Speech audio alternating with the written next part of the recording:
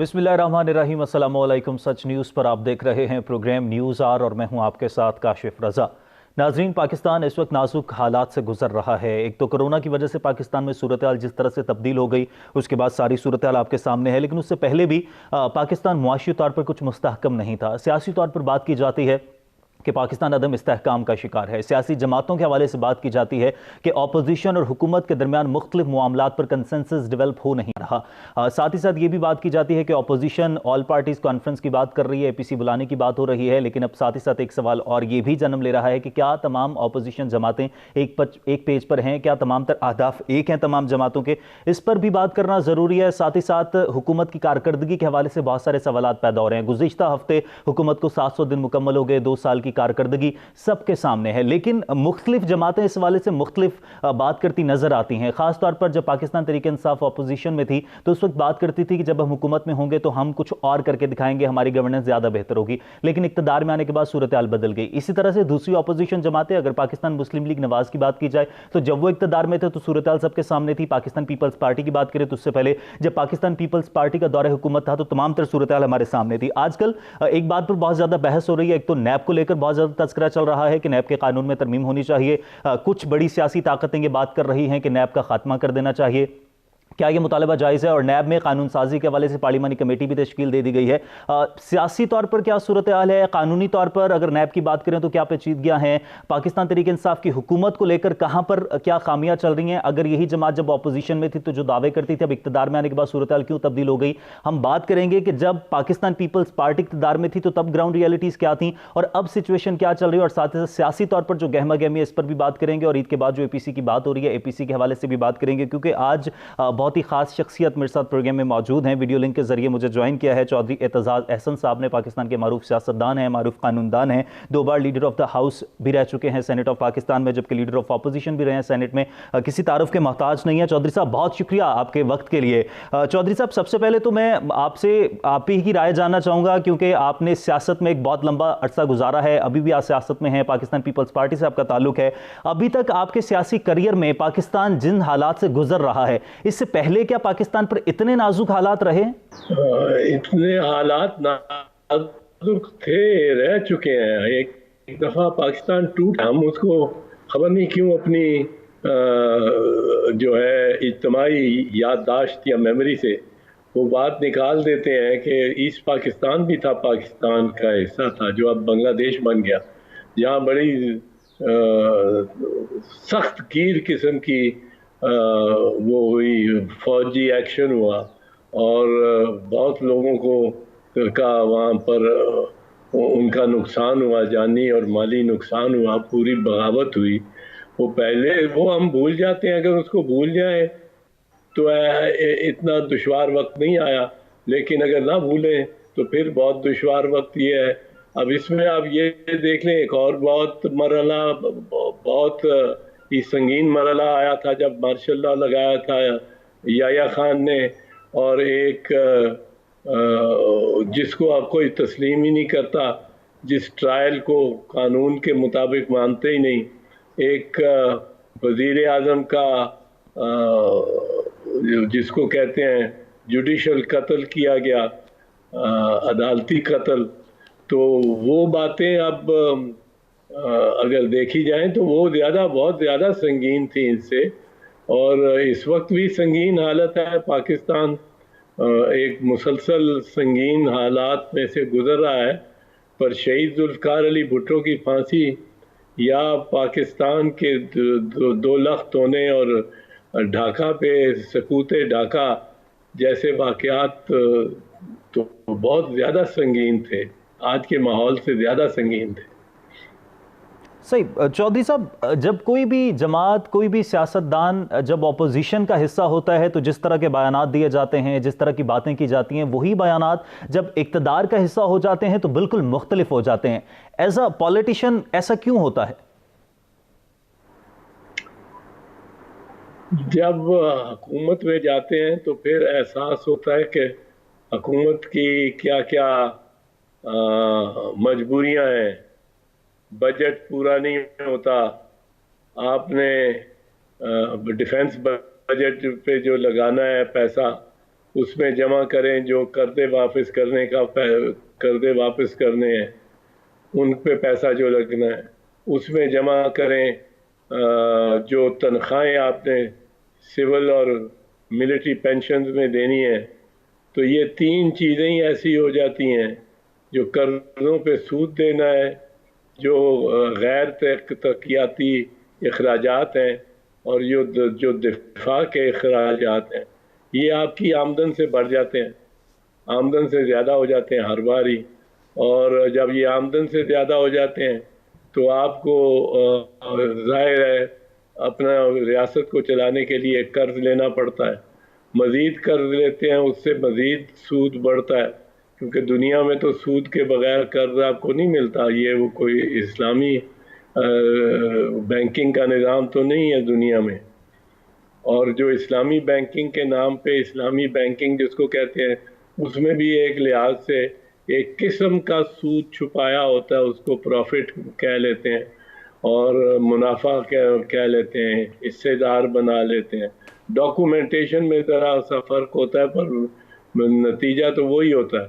تو جب یہ جو ملک مقروض ہوتے ہیں ان کے لیے اسی طرح بحرانی صورتحال رہتی ہے ان کے لیے، اور ہم مسلسل 30 سال سے کم از کم بہت بھاری رقم پہ مقروض ہیں.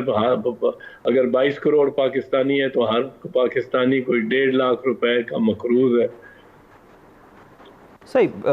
اعتزاز صاحب، کلبھوشن یادو آرڈیننس کی اگر بات کی جائے تو قومی اسمبلی میں بحث ہوئی، اپوزیشن اور حکومت میں بحث و تکرار کا جس طرح سے ہم نے منظرنامہ دیکھا، آپ کیا سمجھتے ہیں کہ حساس معاملات پر پوائنٹ سکورنگ ہو رہی ہے؟ اس سارے معاملے پر آپ کی کیا رائے ہے؟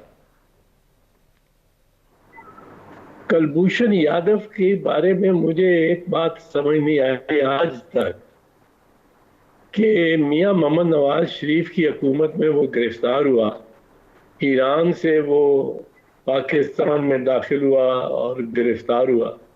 جب پاکستان میں وہ داخل ہوا تو ایک اس کے پاس 2 پاسپورٹ تھے، ایک ایرانی پاسپورٹ تھا، ایک انڈین پاسپورٹ تھا، ایک ایرانی پاسپورٹ تھا. 2 پاسپورٹس پہ وہ ٹریول کرتا ہوا ادھر آیا. اس نے اپنی رضا کے ساتھ، رضاکارانہ طور پہ، کیونکہ نظر آتا ہے اس پہ کوئی جبر و اکراه نہیں ہے، اس نے بڑی اچھی سلیس انگریزی میں وہ تسلیم کیا کہ اس نے کیا کیا دہشت گردی میں منصوبے بنائے پاکستان میں اور کون کون سی دہشت گردی اس نے کی ہے. حاضر سروس وہ اس انڈین بیریا کا، بھارتی بیریا کا سروس کا کمانڈر تھا، یعنی کوئی کرنل کے رینک کا تھا، حاضر سروس تھا. یہاں اس کے ڈانڈے اس نے پھیلائے ہوئے تھے جاسوسوں اور دہشت گردوں کے ساتھ. دہشت گردی کی واقعات میں اس نے اپنا اقبالی جرم دیا ہوا تھا اور وہ ریکارڈ ہوا تھا، اور بڑا کمفرٹبلی بیٹھ کے، کوئی اس پہ جبر یا کوئی اس پہ توپ بندوق لٹکی ہوئی نظر نہیں آتی تھی. اس نے وہ سارا اپنا بیان دیا. تو پھر میاں محمد نواز شریف جو وزیر اعظم تھے اس وقت، انہوں نے اس کا نام ہی کیوں نہیں لیا؟ نام لینے سے ہی کتراتے تھے. اتنا بڑا ہمارے ہاتھ میں ٹاکنگ پوائنٹ آیا ہوا تھا ڈپلومسی میں، اتنا بڑا. اور میں نے تو میاں نواز شریف کو فلور آف دی ہاؤس پہ میں نے یہ کہا کہ اگر میاں صاحب یہ 2 الفاظ اپنی زبان سے ادا کر دیں، 2 الفاظ، ایک کلبھوشن اور دوسرا یادو، کچھ کہیں اس کی تعریف کریں، اس کی برائی کریں، اس کو سزا دینے کی بات کریں، اس کو جو مرضی کریں، کہیں اور کریں، لیکن کلبھوشن یادو 2 الفاظ وہ صرف لے لیں تو میں 50,000 روپے Pakistan foundation for the blind کو دوں گا اپنی جیب سے. انہوں نے وہ نام ہی نہیں لیتے تھے اس کا. اب اس بات کی مجھے سمجھ ہی نہیں آئی. تو چودھری صاحب، پھر اس وقت کی جو حکومت ہے، جو اس وقت کی اپوزیشن تھی، کلبھوشن کے معاملے پر لے کر جو نواز شریف صاحب کے حوالے سے کہا جاتا تھا، اس وقت کی حکومت کے حوالے سے کہا جاتا تھا، تو کیا پھر وہ درست تھا؟ ابھی بھی خواجہ آصف صاحب نے بھی جب قومی اسمبلی میں بات ہو رہی تھی تو انہوں نے یہی بات کی کہ جی ہم بھی پوائنٹ سکورنگ کر رہے ہیں، اس وقت بھی پوائنٹ سکورنگ کی گئی تھی۔ اصل میں پوائنٹ سکورنگ تو بہت ساری ہو رہی ہے، اور اس سے ذرا بندہ بیزار ہی ہوتا ہے کہ پوائنٹ سکورنگ ہی، اور ایک دوسرے کے مسلم لیگ نواز میں اگر آپ کوئی ان کا بتائیں کہ یہ آپ کی کوتاہی ہوئی ہے، وہ آپ پہ شروع ہو جاتے ہیں، آپ نے یہ کیا یہ کیا یہ کیا۔